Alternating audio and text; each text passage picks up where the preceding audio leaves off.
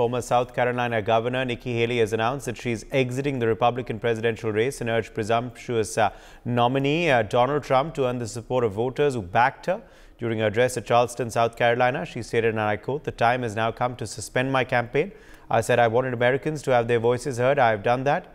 I have no regret." She also said it's up to Donald Trump now to earn the vote, those in our party and beyond who did not support him, and I hope he does that, quote unquote. Joining us at this point is Spencer Critchley, Democrat. Spencer, how do you view this decision taken by Nikki Haley, leaving now just Donald Trump in the race to be the Republican nominee? Well, it was not surprising. It was really just a question of when, not if, Nikki Haley would drop out.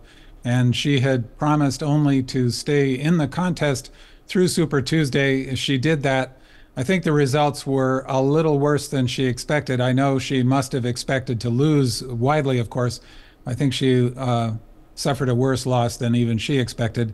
And to continue from this point on would be futile. It would also be difficult for her to continue raising money. It is still shocking every time many of us in the United States think that Donald Trump is almost certainly going to be the nominee of the Republican Party yet again, despite all of the crushing evidence he's provided over the past years of his absolute unfitness, not just for the office of president, but any position of responsibility, in my view. Yes, but looking at now how the results on Super Tuesday have played out on both sides, do you believe it is inevitable that it will be a rematch between Donald Trump and Joe Biden later this year? Close to inevitable. Of course, none of us can know the future, and anything can happen between now and Election Day that might force either of the candidates to drop out, or there are other just unforeseeable events which happen, you know, frankly, all the time in politics. The only thing that we can foresee very often is something unforeseeable is likely to happen. But that said, the overwhelming likelihood is that it will be President Joe Biden versus former President Donald Trump. But many analysts are saying if that does happen, Spencer, then it could be Donald Trump who will emerge on top this time around. Donald Trump could beat Joe Biden in the elections. That's what many polls and many analysts are predicting. That's certainly a possibility. I don't actually think it's going to happen. Again, of course, I cannot know it's not going to happen. It strikes me as unlikely, though, because as Nikki Haley demonstrated, Donald Trump has extraordinary levels of unpopularity within his own party. The base of committed voters is unshakable for him, clearly, and their allegiance to him seems to have very little to do with normal political preferences and everything to do with the what amounts to a cult-like movement. I think calling it a cult actually diminishes the significance of what it is. It actually, I'm very sorry to say, but I think it's accurate, has a great deal in common with fascist movements we've seen in the past.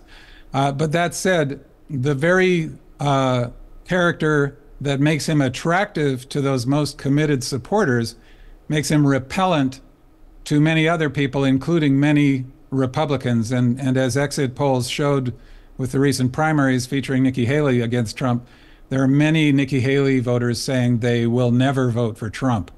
This is one of several reasons why I think it's unlikely he'll win. The other is that the polls that you mentioned are the polls we see today, and polls only measure what's happening at the moment the poll was taken. And polls are constantly changing, of course. And one thing Democrats need to remember, Democrats have a tendency to panic over polls. What they need to remember is polls change, and if you run an effective campaign, you can cause those polls to change. So I think that the more that voters actually learn about Joe Biden and learn that if they vote for Trump, they are really voting to end American democracy, I think we're going to see those polls change. Yes. Now, you also are, of course, a Democrat. What do you make of the fact that there are many who are saying that Joe Biden is too old to become U.S. president once again? How do you react to that criticism? A, and B, if there are certain individuals who believe that it shouldn't be a rematch between Trump and Biden, what explains the fact that it's these two again? Why aren't there other candidates who are emerging to be as popular as the two? Is it the fact that he's the incumbent president, and which is why there is a certain amount of respect that Democrats are giving him by giving him another opportunity if he wants it? Or is it something else, that there are simply not enough fit candidates currently? Well, I'll answer the age question first. I don't think it's irrational to be concerned about the age of both of these men. However, I think it is irrational to just look at the number and make a decision based on the number as opposed to the actual ability and performance.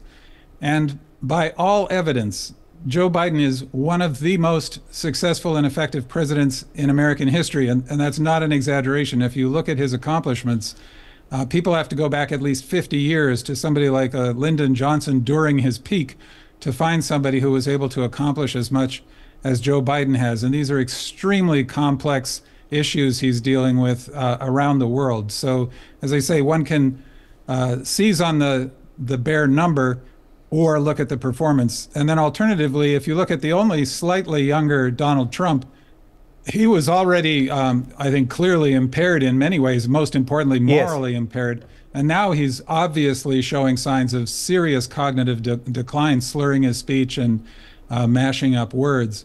In terms of why we have these two candidates, Trump, beat the opposition. We have to at least give him that. Yeah. Biden, it's in his case, it's very unusual for any incumbent president to be challenged, and nobody was going to challenge a president who has been this successful. Okay. For more such videos, subscribe to the NewsX YouTube channel, hit the bell icon.